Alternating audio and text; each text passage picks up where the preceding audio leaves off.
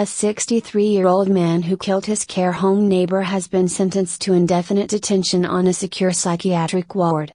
Alexander Rawson beat 93-year-old Eileen Dean with a metal walking stick at a care home in southeast London.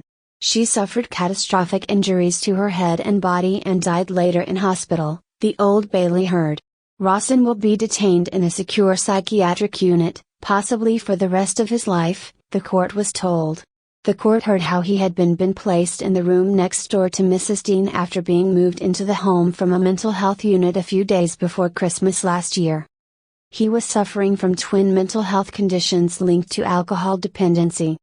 Rawson had been in the care of the South London and Maudsley NHS Trust. During his time in hospital he had threatened staff with a knife and scissors.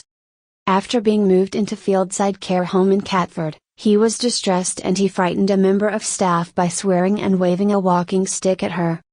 He attacked Mrs. Dean in the first week of the new year.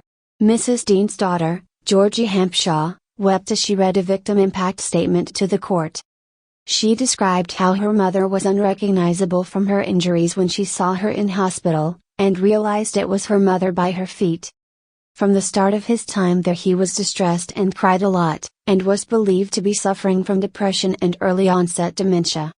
On December 22, 2020 he was moved into a second-floor room next door to Mrs. Dean, and by the start of the new year he said he feared he was going to be killed in his sleep in this OAP home.